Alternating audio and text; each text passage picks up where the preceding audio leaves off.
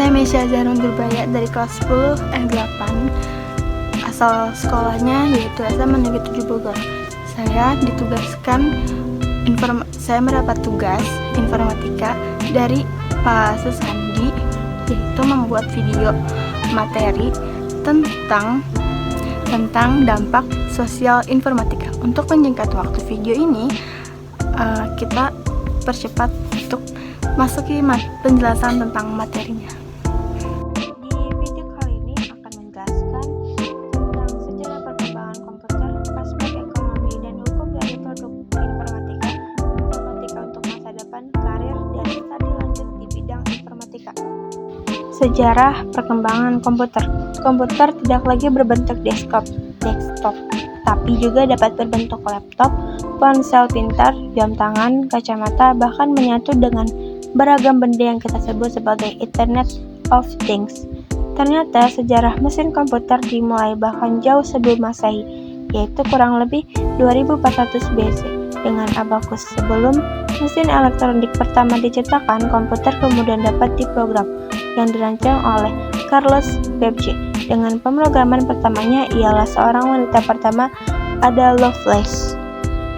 Model komputasi yang melahirkan komputer elektronik yang dipakai saat ini ialah mesin Turing. Mesin ini diciptakan oleh Alan Turing. Mesin Turing merupakan model komputasi, sebuah mesin abstrak yang mengolah simbol pada sepotong pita dengan mengacu ke sebuah tabel aturan.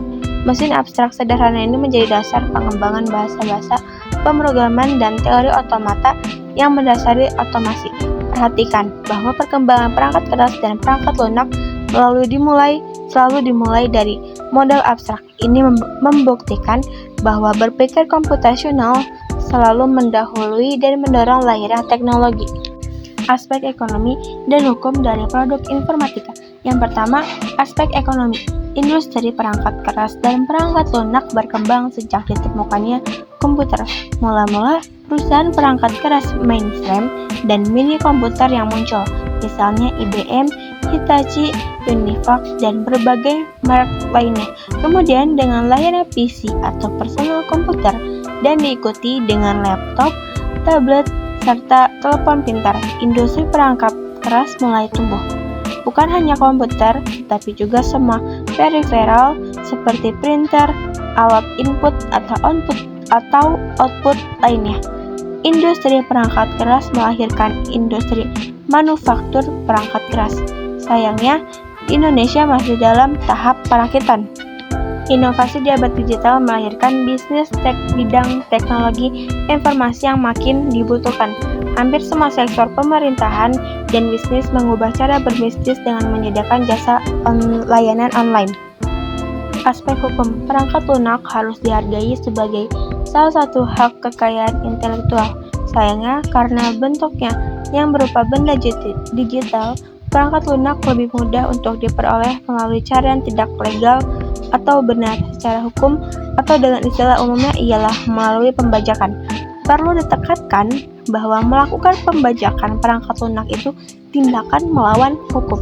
Untuk dapat memahami hal-hal yang boleh atau tidak boleh dilakukan terhadap suatu perangkat lunak, kita perlu melihat jenis lisensi apa yang disediakan oleh pembuat perangkat lunak tersebut.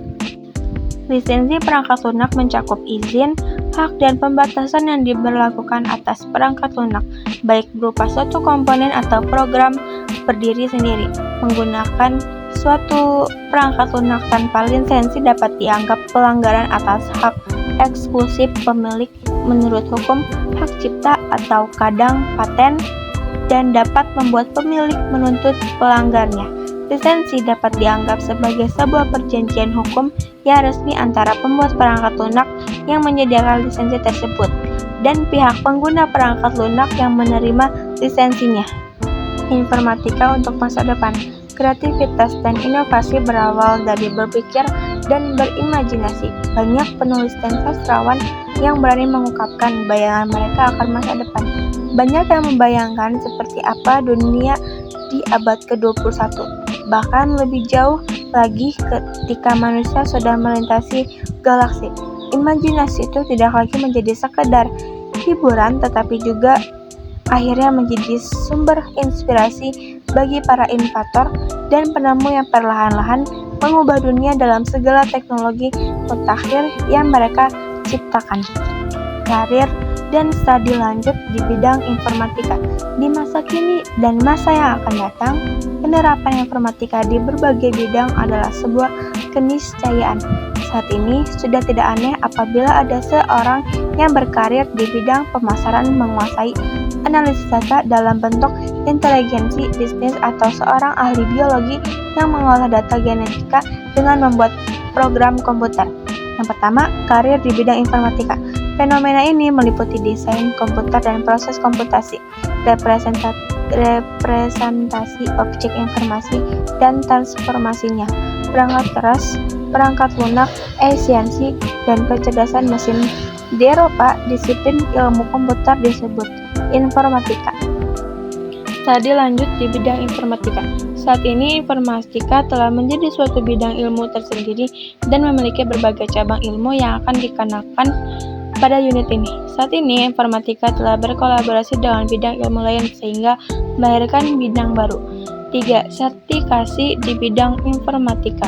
Beberapa perusahaan bereputasi yang menyediakan sertifikasi yang diakui secara internasional, antara lain seperti Microsoft, Google, Oracle, dan Cisco. Kesimpulannya, 1. Memahami sejarah perkembangan komputer dan tokoh-tokohnya, aspek ekonomi dan hukum produk informatika. Yang kedua, merancang gagasan solusi informatika dan memahami studi lanjut dan karir di bidang informatika. Terima kasih sudah menonton sampai akhir video ini. Mohon maaf bila ada salah dalam pengucapan dan kurangnya materi dalam video ini. Wassalamualaikum warahmatullahi wabarakatuh.